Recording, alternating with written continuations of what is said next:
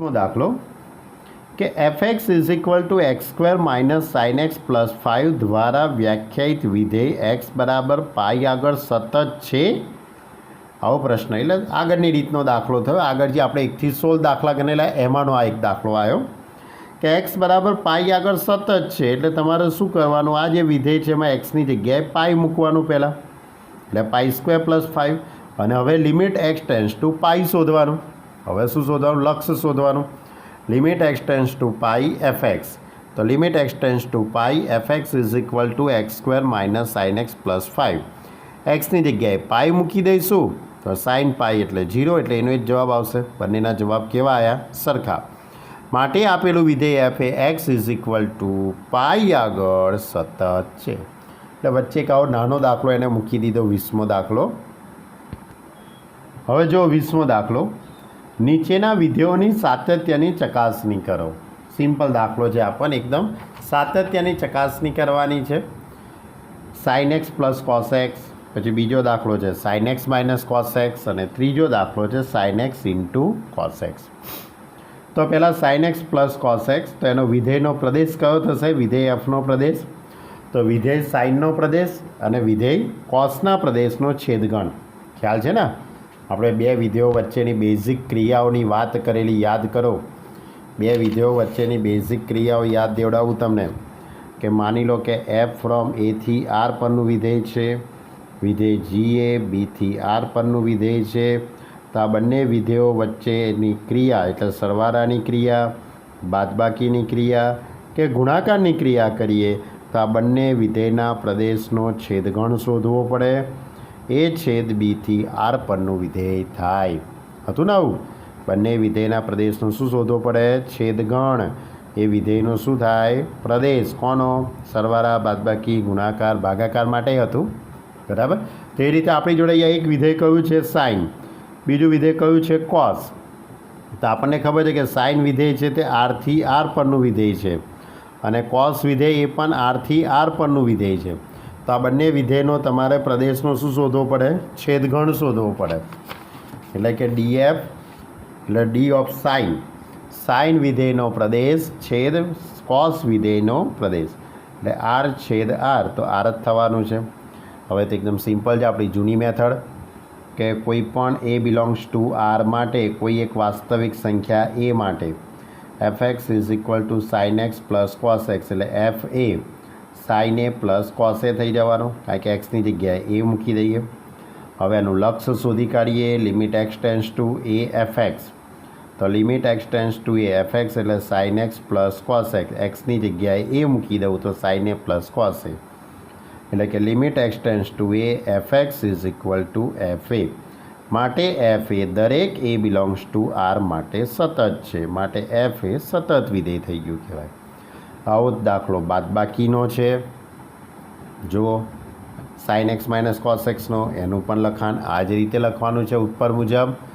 પછી એ જ રીતે ત્રીજો દાખલો sine x into cos x, એનું લખાણ એ આ રીતે જ છે. એટલે 3 દાખલા તમે ખ્યાલ આવી જાય એવા છે.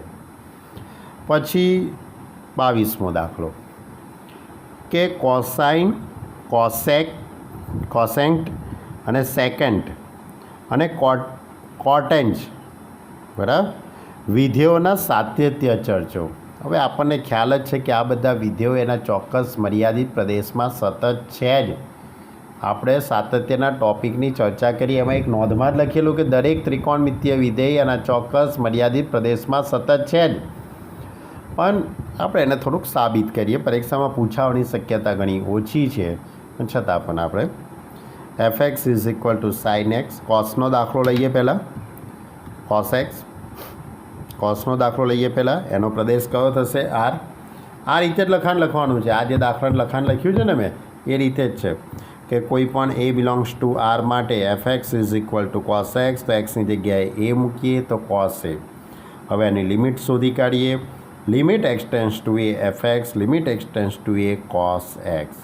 હવે કોસ એક્સની લિમિટ શોધવા માટે જો limit x tends to A cos x હતું ને, પણ મેં કોસની જગ્યાએ સાઇન π/2 માઇનસ એક્સ લખું, કોઈ ફેર પડવાનો નથી. પણ આ શું છે કે આપણી જોડે કોસ વિધેયને સતત વિધેય સાબિત કરવું છે, એટલે ડાયરેક્ટ એક્સની જગ્યાએ એ નથી મૂકતો ત્યાં, એટલે કોસનું સાઇનમાં શું કરી દીધું મેં, રૂપાંતર. હવે સાઇન π/2 માઇનસ એક્સ, એક્સની જગ્યાએ એ મૂકી દઉં તો સાઇન π/2 માઇનસ એ, એટલે કોસ એ થઈ જશે. માટે limit x tends to f x is equal to f a. માટે એફ એ દરેક એ બિલોંગ્સ ટુ આર આગળ સતત છે. આ વાક્ય તો આપણે બહુ વખત લખ્યું છે. માટે એફ એ સતત વિધેય છે, અને એફ એટલે કયું વિધેય, કોસ. કોસ વિધેય સતત વિધેય છે, એમ સાબિત થઈ ગયું. પછી બીજું વિધેય છે કોસેક વિધેય. હવે કોસેક વિધેયનો પ્રદેશ કયો થાય, તો કોસેક વિધેયનો પ્રદેશ, કોસેક એટલે સાઇનનું વ્યસ્ત થાય, તેનો પ્રદેશ થવાનો આર માઇનસ એન પાઈ, કે જ્યાં એન બિલોંગ્સ ટુ ઝેડ.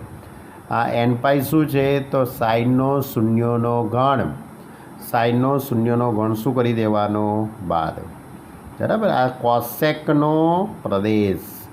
હવે એ જ રીતે લખાણ લખીશું. ધારો કે કોઈ પણ a belongs to R minus, એના પ્રદેશ લેવાનો. બરાબર, f x is equal to cosec x. F a, એક્સની જગ્યાએ એ મૂકવું તો કોસેક એ. હવે એનું લિમિટ શોધી કાઢીએ, તો limit x tends to a f x cosec x. Cosec x એટલે 1/sin. અંશ અને છેદને અલગ અલગ લિમિટ આપી દેવાની. ડાયરેક્ટ આમાં એક્સની જગ્યાએ એ ના મૂકી દેતા હો, આ રીતે 2 સ્ટેપ લખવા પડશે. બરાબર, કારણ કે 1/sin, અંશ અને છેદને અલગ અલગ લિમિટ. એક તો અચળ કહેવાશે, એક્સની જગ્યાએ એ મૂકી દઈએ તો સાઇન એ, 1/sin એટલે કોસેક. ઓકે, એટલે આમ કોસેક વિધેય કેવું વિધેય છે, સતત વિધેય છે. આખું લખાણ લખવાનું. એ જ રીતે સેક વિધેયની પણ એનો પ્રદેશ કયો થશે, આર માઇનસ 2n + 1 π/2. આ ક્યાંથી આવ્યું, તો સેક એ કોસનું વ્યસ્ત કહેવાશે. કોસનો પ્રદેશ, કોસનો શૂન્યનો ગણ 2n π/2, 2n + 1 π/2 એ શું કરી દેવાનો, બાદ. હવે એ જ રીતનું લખાણ કોઈ પણ એ બિલોંગ્સ ટુ આર માટે. બરાબર, એટલે એની ઉપરથી એ જ રીતનું લખાણ થશે. F x is equal to sec x, f a is equal to sec a. પછી એનું લક્ષ શોધી કાઢવાનું. લક્ષ શોધવામાં શું કરશો, 1/cos. અંશ અને છેદને અલગ અલગ લિમિટ. માટે કોસ વિધેય સતત વિધેય છે, માટે અંશ અને છેદને આ રીતે લિમિટ આપો એટલે સેક એ. માટે વિધેય એફ એ એના પ્રદેશ ઉપર, વિધેય એફ એ તેના પ્રદેશના દરેક સભ્ય માટે. પ્રદેશ એટલે કયો, આર માઇનસ 2n + 1 π/2, કે જ્યાં એન બિલોંગ્સ ટુ ઝેડ પર સતત છે. માટે સેક વિધેય પણ સતત છે. જો એવો જ કોટ વિધેયનો દાખલો છે, એમાં આર માઇનસ એન પાઈ આવશે, કારણ કે cos/sin એટલે સાઇનનો શૂન્યનો ઘન શું કરી દીધો, બાદ. એનું પણ લખાણ આ જ રીતે લખવાનું. આગળના દાખલા મુજબ જ. તમને પરીક્ષાની અંદર બધા વિધેય એકસાથે પૂછાશે નહીં. ખ્યાલ આવ્યો? આની અંદર 4 દાખલા આપેલા છે, 4માંથી કોઈ 1 કે 2 જ પૂછાઈ શકે, પૂછવા હોય તો. બાકી તો આપણે સ્ટાર્ટિંગમાં જ કીધેલું કે દરેક ત્રિકોણમિતિય વિધેય તેના ચોક્કસ મર્યાદિત પ્રદેશમાં સતત છે તેવું કીધેલું જ છે, એટલે કોઈ પ્રશ્ન આવતો નથી. પણ આ તો ચોપડીમાં એક દાખલા તરીકે, એક ક્વેશ્ચન તરીકે આ વસ્તુ મૂકેલી છે, એટલે આપણે એને સોલ્વ કરવી જ પડે ને એને સમજવી જ પડે. ઓકે, ચલો હવે 23મો દાખલો લઈએ. 23મા દાખલાની અંદર એ જ છે કે f x is equal to sine x upon x, x less than 0, x + 1, x greater than or equal to 0 દ્વારા વ્યાખ્યાયિત વિધેયો જ્યાં એફ અસતત હોય તેવા બિંદુઓ શોધો. આપણે આવો જ દાખલો આગળ સમજેલા છે કે એવા બિંદુઓ શોધો કે જેની આગળ વિધેય અસતત થતું હોય. તો અહીંયા પણ એ જ રીતે પ્રદેશ કયો થવાનો, આર થવાનો. બરાબર, કોઈ પણ વાસ્તવિક સંખ્યા એ બિલોંગ્સ ટુ આર, તેના પ્રદેશમાંથી કોઈ એક સંખ્યા એ પસંદ કરી છે. એ જ રીતે 3 વિકલ્પો આવશે, યાદ છે ને, લેસ ધેનનો, કારણ કે લેસ ધેન ગ્રેટર ધેનની અસમતા છે ને દાખલામાં, એટલે 3 વિકલ્પો. એકવાર લેસ ધેન, એકવાર ગ્રેટર ધેન, અને એ બરાબર 0. અને જ્યારે એ બરાબર 0 લઈશું ત્યારે 2 વિકલ્પો આવશે. આ દાખલો તમારે સમજવાનો છે. જો એ રીતે આ એ બરાબર 0 એટલે આખો દાખલો તમારે સમજવાનો છે, આવડી જાય એવો છે. એવો જ દાખલો છે 24મો દાખલો, એ પણ તમારે સમજવાનો છે. તમને ઉપર છેલ્લું એના વિશે કહી દઉં કે f x is equal two x² × sin 1/x. અને એક્સ નોટ ઇક્વલ ટુ 0 અને x is equal to 0. Not equal to અને 0 માટે વાત છે એટલે બે વિકલ્પ થશે, એકવાર નોટ ઇક્વલ ટુ 0 અને એકવાર equal to 0. Not equal to 0 હોય ત્યારે આપણે વિધેય કયું લેવાનું? નોટ ઇક્વલ ટુ 0 માટે આ વિધેય લઈશું એક્સ સ્ક્વેર સાઇન 1/x. એક્સની જગ્યાએ એ મૂકી દઈએ, પછી આની લિમિટ શોધી કાઢીએ. Limit x tends to A fx, એક્સની જગ્યાએ એ મૂકી દઈએ એટલે આ બંને સરખા થઈ ગયા. માટે એફ પ્રત્યેક એ નોટ ઇક્વલ ટુ 0 આગળ સતત છે. હવે કયું વિધેય લેવાનું? એ બરાબર 0 માટેનો વિકલ્પ. હવે એ બરાબર 0 લઈએ એટલે એ તો આપેલું જ છે તમને રકમમાં. 0 માટે જવાબ 0 આપેલો જ છે. હવે તમે 0 આગળ તમારે એનું શું શોધવું પડશે? લક્ષ શોધવું પડશે. તો હવે 0 આગળ તમે કયું વિધેય લખશો? આ બેમાંથી કયું વિધેય લખવાનું? તો આ વિધેય લખવાનું. તમને થાય કે એ બરાબર 0ની વાત થાય છે ને આપણે ઉપરનું લખીશું. હા, આપણે આ જ લખવાનું, કારણ કે એક્સ ટેન્સ ટુ 0 એનું અર્થઘટન શું થાય છે કે એક્સની કિંમત શૂન્યની નજીક જાય છે પણ શૂન્ય થતી નથી.